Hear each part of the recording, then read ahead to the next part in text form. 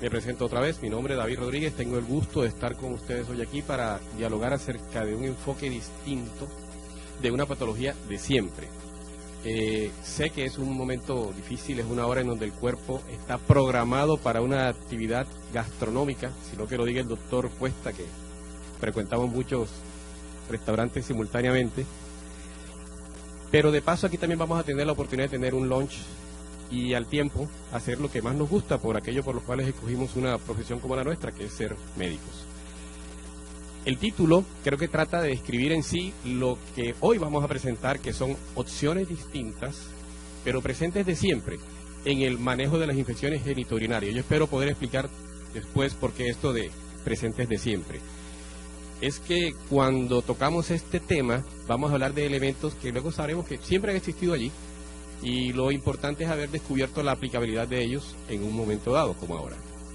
Me gusta siempre empezar el enfoque tratando de decir la hoja de ruta de aquello que vamos a tocar. Entonces, se me adelantó. En principio, haremos una introducción, parte de eso estoy haciendo ya. Insiste en adelantarse. Definiremos este concepto, probiótico-prebiótico.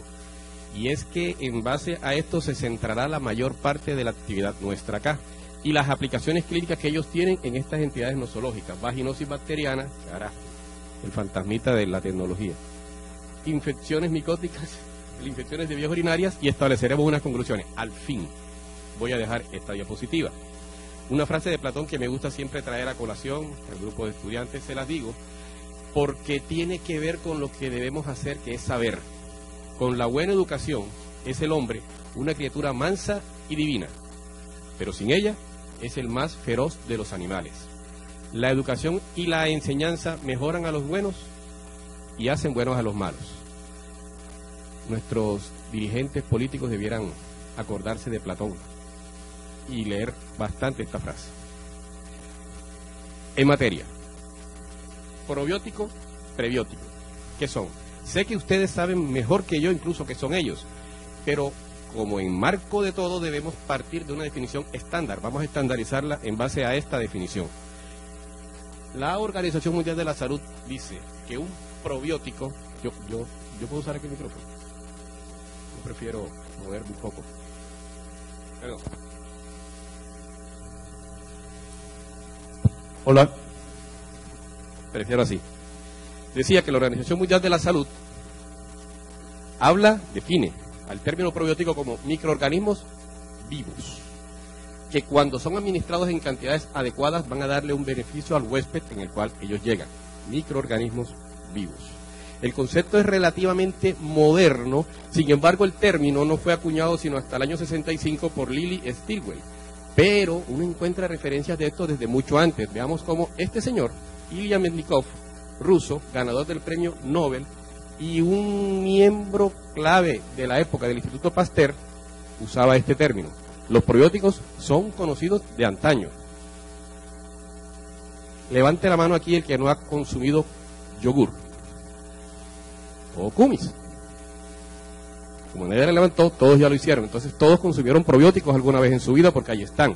Y eso fue lo que hizo Ilya Mednikov. Él descubrió unos bacilos que hoy llamamos bacilos búlgaros. Entonces, son viejos, ¿verdad? Hayan estado siempre. Pero acá, en cintura, vamos a referirnos a estas dos cepas. GR1, RC14 son sus nombres técnicos. Lactobacillus ambos, el uno rhamnosus, el otro reuteri. Si alguien tiene perrito, le provoca colocarle este nombre al perrito. Son bastante curiosos estos nombrecitos. Olviden los nombres, porque eso es lo menos importante. Lo importante es que sepamos para qué van a servir. Ahora, en la otra orilla, pero de la misma mano, porque es que los dos van a ser unas ayudas para nosotros. Tanto probióticos como el del que ahora vamos a hablar, prebióticos. ¿Qué es un prebiótico? Gibson, Rutherford, en el año de 1995, mucho más recientemente, vieron esta, que es la definición que más es aceptada hoy en día. Ingredientes nutritivos no son organismos vivos.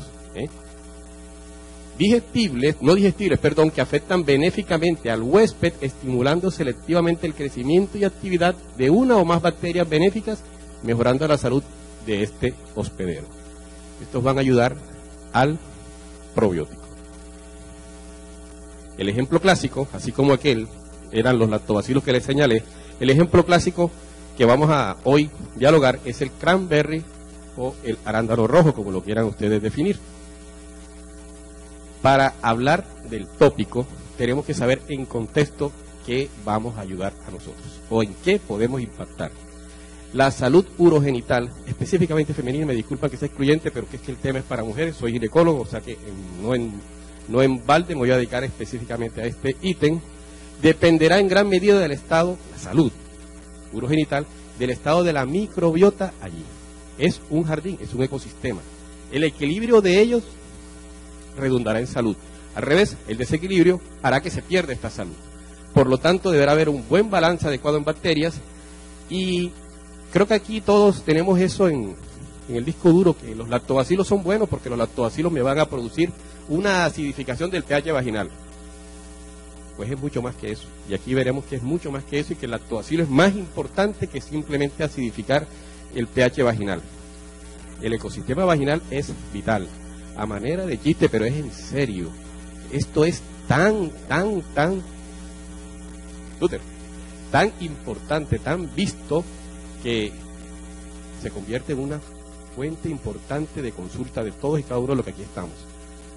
Ahora les hablaré de porcentaje y les diré por qué es que este tema hay que saberlo manejar, porque no es un flujito y más nada.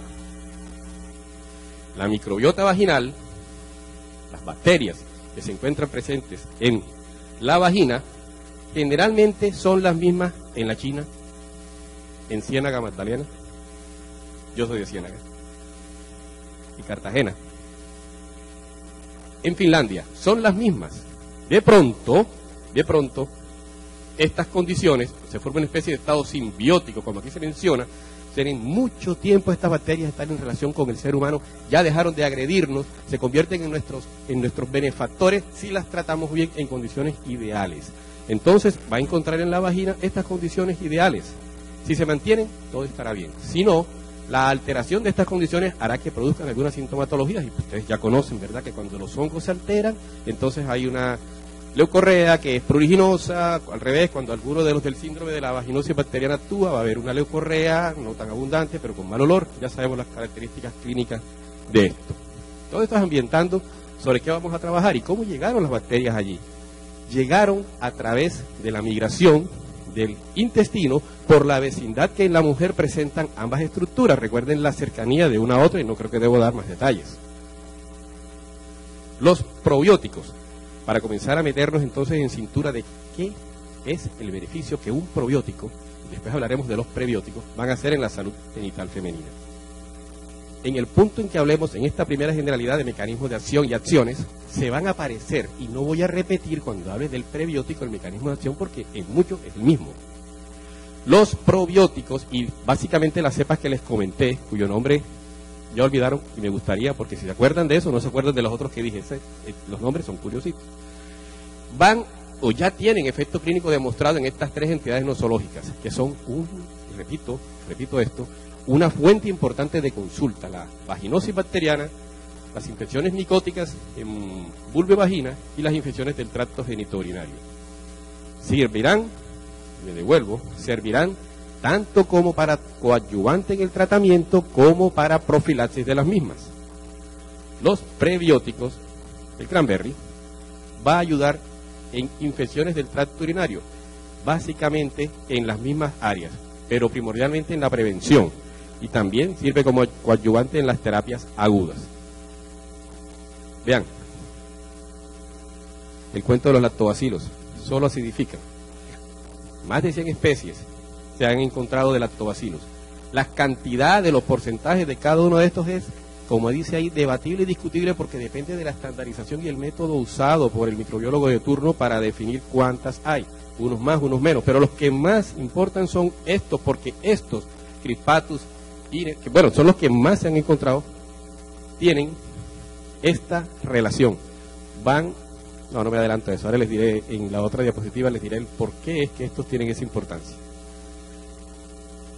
Levante la mano, aquí, aquella persona que jamás en su consulta le tocó una mujer y jamás en su consulta esa mujer no le refirió leucorrea. Cierto que estamos hablando de lo mismo.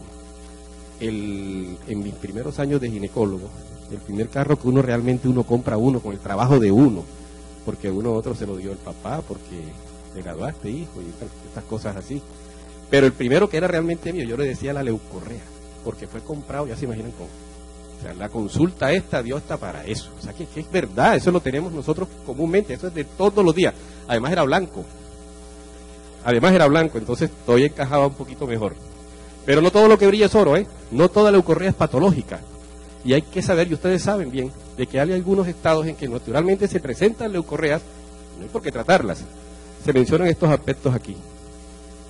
En el ciclo menstrual. Sabemos que la mujer cuando ovula tiene un aumento en su secreción y no es patógeno, ¿verdad? Tratar eso es, al contrario, desequilibrar aquel ecosistema del cual les dije, ese jardín que hay que tenerlo bien regadito. En el embarazo nos volvemos locos y ella dice, yo tengo secreción, entonces le mandamos todo el arsenal. Y lo que hacemos es que vuelve con lo mismo. No. Nos enloquecemos y peor, la enloquecemos a ella. Entonces ella enloquece al marido y el marido cambia de ginecólogo o de médico, ¿verdad? Entonces no. El paradigma que mencionamos al principio, que son los lactobacilos muy buenos porque estos, como los egipcios, producen ácido láctico y esto acidifica el pH, son buenos. Y esto va a evitar un sobrecrecimiento bacteriano de las bacterias, digamos, agresoras. Pero es que eso no es mentira, pero no es lo único. Entonces, una verdad a medias es casi una mentira. En realidad, la salud vaginal implica una inmunomodulación especial que va a depender de los factores que dijimos y de algo que hagan más los lactobacilos, no solamente la acidificación. Pero ¿y qué es? Que ya he hablado mucho de que hacen algo más y no lo digo. Para poder decir esto, tenemos que meternos también en el mecanismo de acción de los probióticos, que los probióticos son un lactobacilo. Ellos van a actuar en estas áreas, provocarán interferencia de las bacterias agresoras en la vagina a expensas de mantener un pH ácido, eso es verdad, de producir peróxido de hidrógeno, que no es lo mismo que el ion hidrogenión, que es el que acidifica, producir bacteriocinas, biosurfactantes y biopelículas, desaminasas de peptidil arginina. Ahora vamos a desmenuzar una a una para que veamos por qué no es solamente aumento del pH. Otros beneficios paralelos son servir como antiinflamatorio y estimular el sistema inmune. No perdamos la referencia, esto lo hacen los lactobacilos. ¿Cómo es el mantenimiento del pH ácido? Es lo más clásico, ¿verdad? La glucosa se siente ácido láctico y mantiene un pH vaginal entre 4 a 5.2, idealmente el 4.5 que ya apareció. Esto de por sí solo es un buen inhibidor del crecimiento de gérmenes patógenos, pero no es lo único. Esto es muy importante, la producción de peróxido de hidrógeno. Es que el peróxido de hidrógeno es como un dardo, pero un dardo venenoso, que ataca selectivamente aquellas cepas bacterianas que son de comportamiento anormal en el ecosistema vaginal. Y miren, a estas dos amigas o enemigas también las ataca la Gardnerella vaginalis y la Neisseria gonorrhea. La Gardnerella vaginalis como la representante de aquel síndrome llamado vaginosis bacteriana, de la cual cada vez encontramos más bacterias que integran este síndrome, pero igual ataca a todas las demás del complejo. Bactericinas.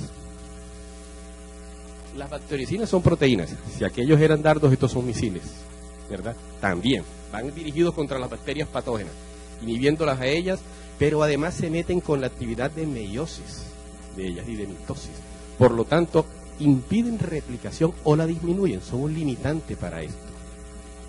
Los tratamientos así, de esta forma, si fuesen así de selectivos y mientras mejor se pudiera perfeccionar esto, sería lo ideal, porque no estamos alterando el ecosistema vaginal y estamos logrando una acción terapéutica que buscamos en nuestros pacientes. Biosurfactante versus biopelículas. Biosurfactante es el malo, perdón, es el bueno. Biopelícula es el malo. ¿Cómo así? Las bacterias, para ejercer su acción deleteria sobre un tejido, deben adherirse a estas, pegarse a estas. Esto es a través de los receptores, ¿verdad? Pero en concreto deben formar esto, unas biopelículas. Esto es lo responsable de las recaídas y de la recurrencia. Ustedes saben eso, que se me quitó el flujito, pero me volvió, a los 2 meses le vuelve. O la infección urinaria recurrente aquella. Esto siempre es por esto, por las biopelículas. Los lactobacilos, y estos lactobacilos de los cuales les he comentado, son capaces de producir el antagónico. La kriptonita para esto es el surfactante. Los surfactantes van entonces a mejorarnos estas dos condiciones, que la enfermedad recurra y la ineficacia de los antibióticos que podemos emplear en aquellos casos crónicos, porque al disminuir la recurrencia va a mejorarse la eficiencia de una terapéutica en un momento dado. Básicamente, el Rhamnosus lo que hace es que perturba las biopelículas de la Escherichia coli, que ustedes saben es más del 80% del causal de infecciones urinarias en mujeres. Y el 14 desplaza las biopelículas de la Gardnerella vaginalis, responsable de la segunda causa de leucorrea en la mujer en la vida adulta. Esta enzima, la peptidilarginina, se encarga de producir lo mismo, evitar adherencia de los agentes patógenos, pero más específicamente hacia la vagina. Entonces, en casos de vulvovaginitis, póngale el apellido que sea, va a ser muy útil esta condición. Bueno, yo no sé ustedes lo que opinen de este tipo de cosas, pero yo en lo personal siempre digo que cuando uno quiere como medio impresionar, aburrir, las dos cosas, uno habla de trabajos. Los trabajos siempre nos parecieron aburridores, aun cuando son la esencia de lo que estamos ejerciendo, porque gracias y a esta experiencia vivimos.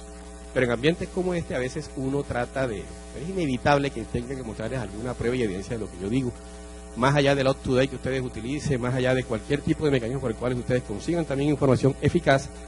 Si yo se los facilito acá, mejor, ¿no? Entonces, este es un trabajo que habla de la eficiencia del probiótico. Y el mecanismo de acción que aquí describen, señores, es el mismo para el prebiótico, es el mismo, es que es compartido. Esto es un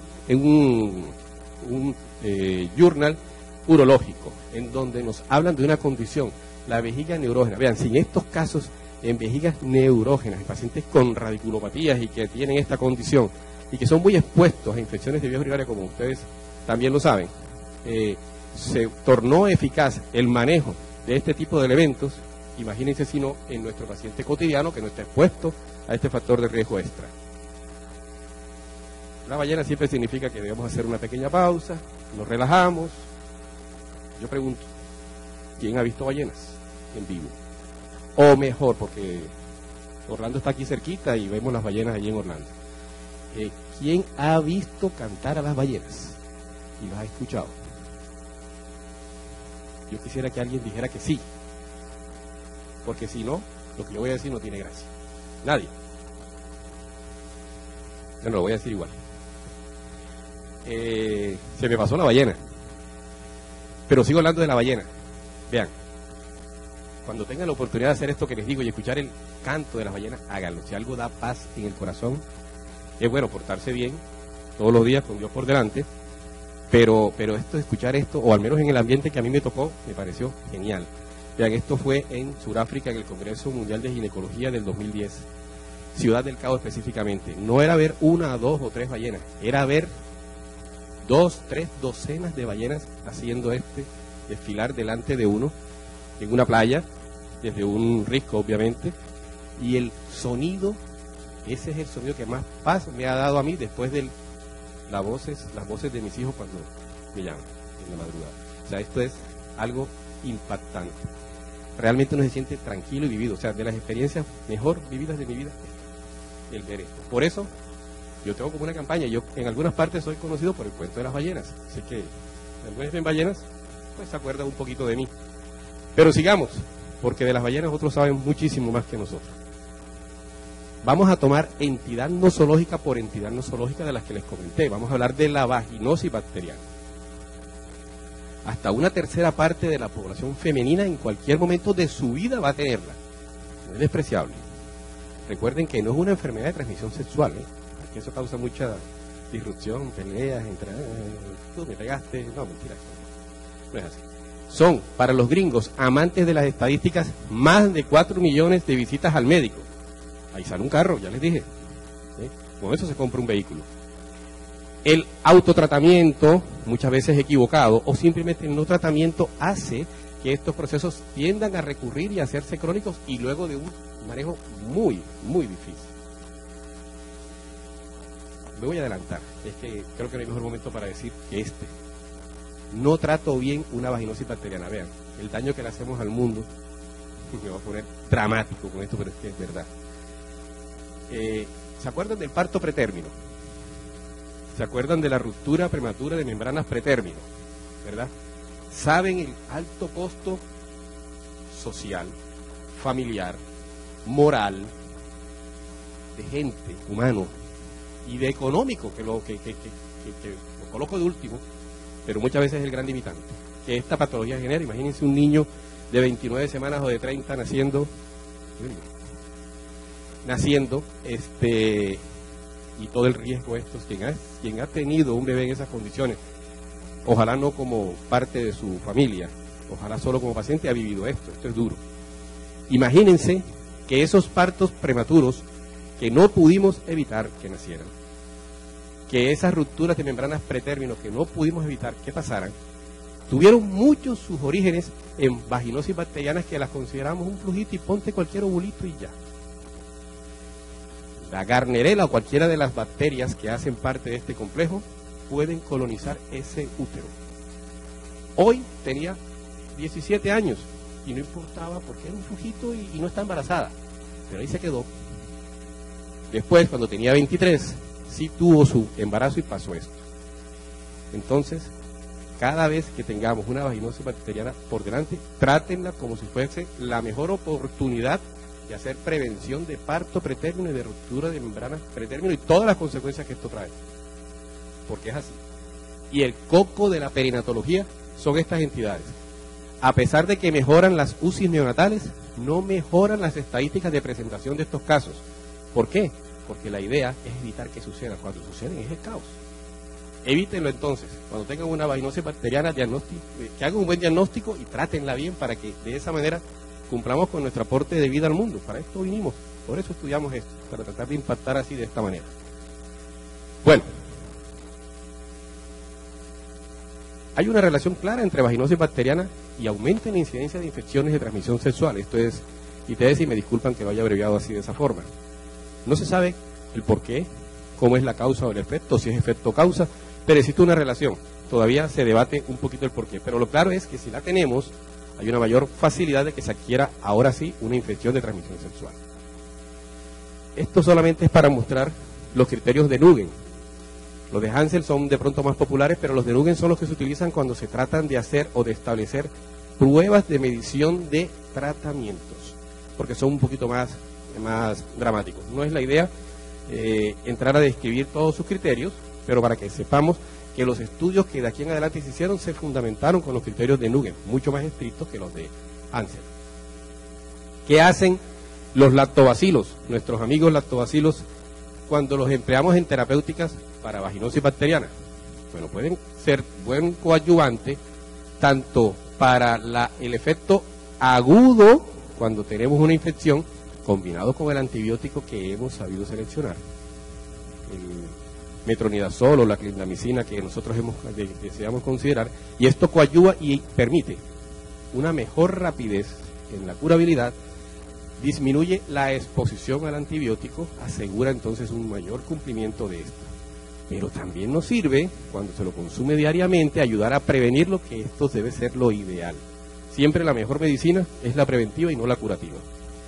Este trabajo habla acerca de esto, como cuando se compararon grupos en los cuales en algunos se administraba el tratamiento en combinación con nuestros lactobacilos, o cuando estos se administraban solos, veamos cuáles fueron sus resultados.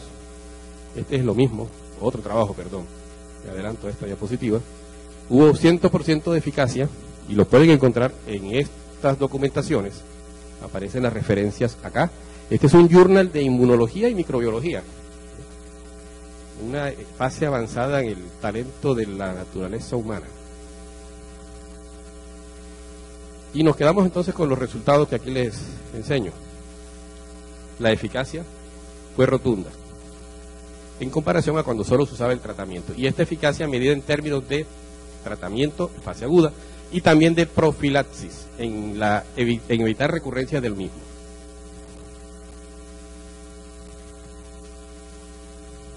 Acá es donde más que todo se explica eso, en donde está la combinación con placebo y metronidazol, y aquí es donde se utilizaban las cepas de los lactobacilos, que comercialmente conocemos con el nombre ¿de qué? De Biobacter. Así se presenta la eficiencia de este producto. Otro trabajo que dice lo mismo, salió publicado relativamente hace poco tiempo, en el 2011, en el Journal de Enfermedades Infecciosas. También habla de cómo el hacer las terapéuticas en combinación con antibióticos minimizaba el riesgo de recurrencias, de recaídas, en las pacientes.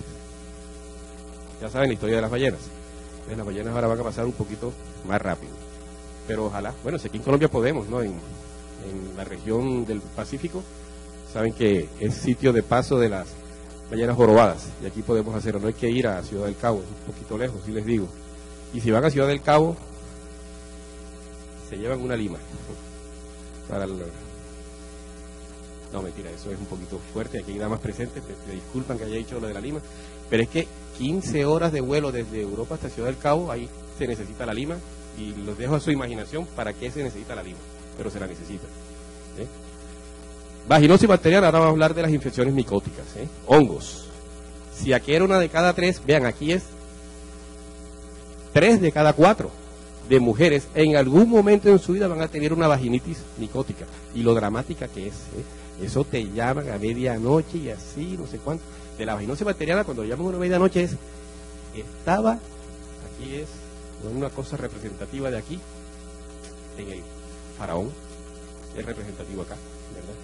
Y todo el cuarto quedó inundado cuando terminamos la relación, de un olor impresionante. Bueno, saben la reacción amina que se presentó entre el semen con el... listo. Aquí es que me arde, me duele, tengo la zona vulvar bastante irritada, y esto es llamativo, y por eso te consultan pronto. Igual, nuestros probióticos tienen opciones demostradas de tratamiento y prevención aquí. Igual, se demuestra con trabajos, ¿no? Este lo encuentran también en un journal de la Sociedad de Microbiología Aplicada. Los paso rápido porque yo no sé si ustedes hasta ahora quieren leer estudios, lo discutimos. Yo paso un poquito rápido porque yo sé que la fase gástrica llama, y si yo les digo esto se las recuerdo más y más hambre da, cuando estamos en este juego de palabras. La sintomatología de una candidiasis vaginal va a ser llamativa, ya lo dije, aun cuando tradicionalmente siempre hemos dicho que es causada por una disminución en la concentración de lactobacilos. En realidad ya hoy sabemos que la causa no es solo esto, y además restablecerla no es la única respuesta. Yo recuerdo cuando alguna vez hasta profesores le decían a uno, hace mucho tiempo, que por qué no se cogía yogur o kumis, y que la señora se aplicara kumis en la vagina, y de esa manera los bacilos de acá pasaban allá, y entonces era un tratamiento también. Eso tenía la lógica del absurdo, pero alguna lógica del absurdo tenía, ¿no? Pero eso obviamente es una atrocidad, eso no es así. Precisamente ya se ha dicho, ¿no? O sea, el colocarle otra vez allí, no es la cura, esa no es la forma. Tiene que existir un equilibrio con el organismo, que el organismo lo sienta propio, que lo adapte como tal.